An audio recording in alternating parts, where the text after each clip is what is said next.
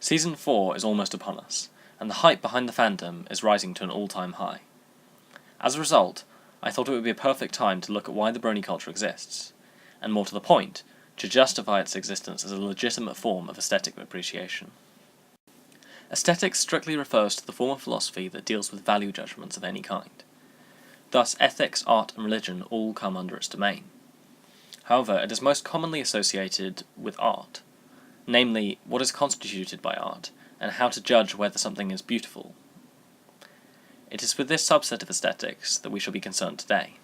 Henceforth, I will use the word aesthetics to refer only to the art component of it. There have been many aesthetic theories throughout the ages, dating back to Plato himself, but all can be arranged into one of two categories, objective and subjective. It is my intention to show that whichever view is taken, the aesthetic appreciation advocated by Bronies, that My Little Pony is at least a good show and at most a true work of art, is a valid one. To begin with, I will look at the most commonly accepted category of theory, subjectivism. The rise of subjective aesthetical theories can be traced back to the influence of Immanuel Kant.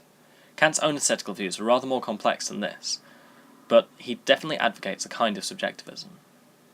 This was in the form of his third moment, in aesthetic appreciation, the act of relation. Wenzel describes the third moment as follows. For Kant, there is no objective purposeness without purpose. But if the subject and its feelings are involved, then there can be a kind of purposeness without purpose, or subjective purposelessness without purpose.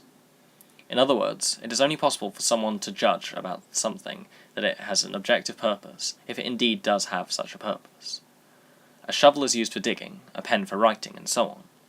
In the case of art, however, Kant argues we identify with it as if it has some purpose, when in fact it doesn't. Hence we give it purposeness without purpose, and treat it as if it had one.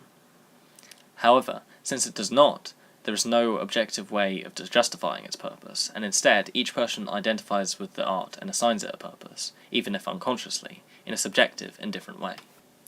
This kind of subjective view is so prevalent in today's culture that ignoring it is considered offensive. One cannot say, your music is terrible, without incurring the retort, well, it sounds good to me. This is then used to show that the aesthetic appreciation differs, but no one is more right than the others. Now, I personally disagree with this view, since it leads inevitably to the admittance that nothing is good or bad in terms of aesthetics, and thus the preference itself becomes meaningless. However, the purpose of this video is to argue for the validity of Bronyism, assuming for the sake of argument that this view is correct, and thus my own views should be put aside. Once we have assumed such a subjective aesthetic view then, what does that mean when applied to Bronyism? The answer, I hope, is glaringly obvious. Everyone identifies with different works of art to a lesser or greater degree.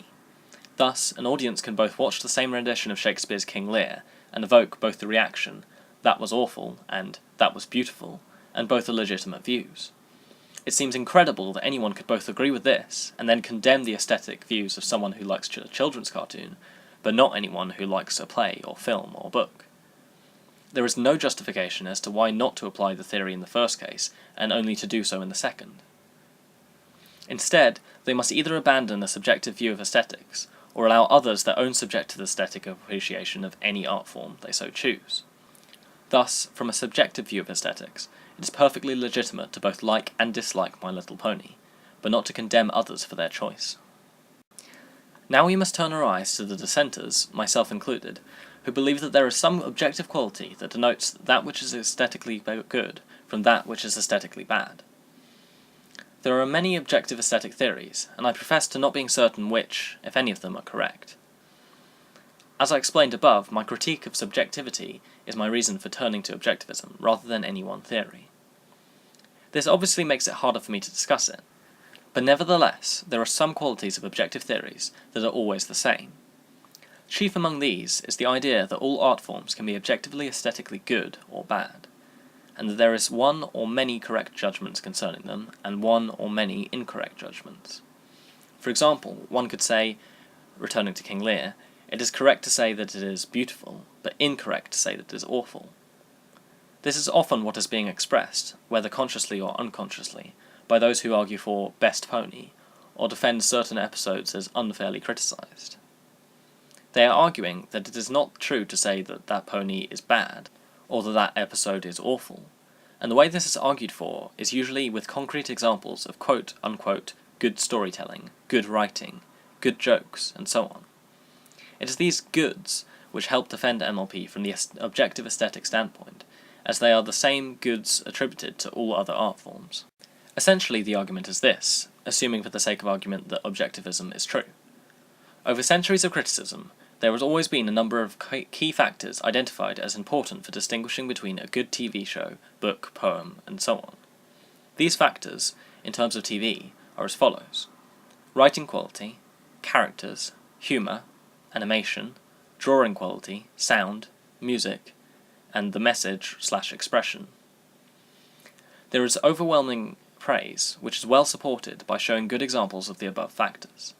Just look at the whole analysis community, and the comments in the Equestria Daily's Countdown episode posts. It is clear from this support that My Little Pony has all the objectively good components to be legitimately called, at the very least, an objectively aesthetically good show. Thus, from an objective aesthetical position, Bronyism is also justified. In conclusion, there are two main kinds of aesthetic theory, subjective and objective. When taking a subjective view, it is never justified to condemn other people's aesthetic choices, and thus Brony's judgment of MLP as a good show is legitimate. If an objective view is taken instead, then the wealth of objective data, in terms of good writing, character, music, etc., supports the judgment that MLP is a good show also. Thus, from aesthetics, we have shown that regardless of one's views on aesthetic appreciation, there are definitive reasons for judging MLP to be a good show, and thus Bronyism as a cultural movement is justified. Thank you for watching. I hope you enjoyed yourself and maybe learned something too.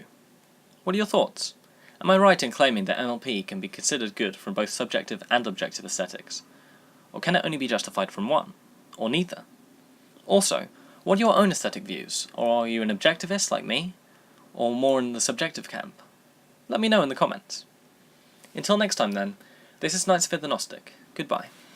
Said you look good with the hips to vest, but I bet you look better with a hump in your chest.